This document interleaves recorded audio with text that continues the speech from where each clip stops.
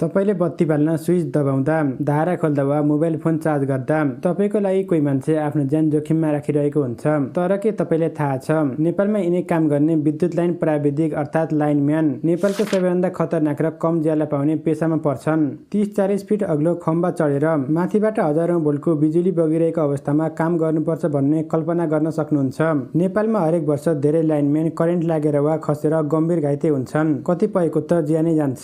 नेपाल विद्युत प्राधिकरणले लाइनम्यानहरूलाई 1-2 हप्ताको ट्रेनिङ दिन्छ, तर एडभान्स सेफ्टी उपकरण भने शहरहरूमा मात्रै जान्छन्। ग्रामीण गाउँ र पहाडहरूमा सबै सेफ्टी उपकरणहरू पुगेकै देखिँदैन भने जो मान्छेहरू नेपाल विद्युत प्राधिकरणबाट नभएर ठेकेदारको माध्यमबाट काममा आउँछन्, उनीहरूले न त ट्रेनिङ पाउँछन् न त सेफ्टी उपकरण नै। नेपालमा धेरै जसो ठेकेदार मार्फत मजदुरीको रूपमा काम गर्ने लाइनम्यानहरू सेफ्टीको रूपमा रसीको भरमा काम गरिरहेका छन्। साथै ठेकेदारहरूले उनीहरूलाई कामको बेला वा लाइन गएको बेला मात्र सम्झिन्छन्। लाइन बनाउने क्रममा वा कतै भिर पहाडमा काम गरिरहेको बेलामा चक्कर लाग्यो वा बिरामी भयो भने तुरुन्त उपचार गर्ने वा हेर्ने कोही पनि मान्छे हुँदैनन्। उनीहरूले छटपटाएर नै आफ्नो ज्यान गुमाउनु पर्छ।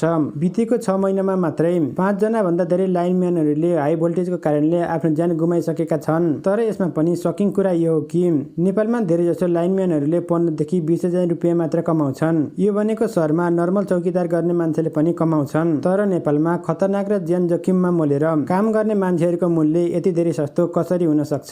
तपाई आफैले नै विचार गर्नु। तपाई दिनदिनै आफ्नो ज्यान जोखिममा राखेर दिनको 10 देखि 15 घण्टा काम गर्नुहुन्छ, तर ज्यालाले आधारभूत खर्च पनि पूरा गर्न सक्दैन। केही महिना अगाडि मात्रै धुलीखेल क्षेत्रमा विस्तार भइरहेको हाई टेन्सन लाइनमा त्यहीका उज्जवल परिवारले ठेकेदार मार्फत काम गरिरहेका थिए। तर एक दिन लाइनको खम्बामा चढेर काम गरिरहेको बेलामा एक्कासी विद्युत लाइन छोड्दा उनको घटनास्थलमा नै मृत्यु भयो र त्यो करेन्ट लागेको भिडियो सोशल मिडियामा तपाईले पनि देख्नु भएकै होला। उनको मृत्युपछि उनको परिवारमा ठूलो विचल्ली भएको छ, किनभने उनले ठेकेदार मार्फत काम गरेकाले उनको कुनै बीमा पनि थिएन। नेपाल विद्युत प्राधिकरणको लाइनम्यानहरूलाई धेरै पैसा नपाए पनि बीमा र पेन्सन सम्बन्धी सुविधाहरू पाएका छन्। तर जो मान्छेहरू आफ्नो परिवारको छाक टार्नको लागि आफ्नो ज्यान जोखिममा राखेर ठेकेदार मार्फत काम गर्न जान्छन्, उनीहरूको काम र जीवनलाई ती ठेकेदारहरूले भ्यालु नै दिँदैनन्।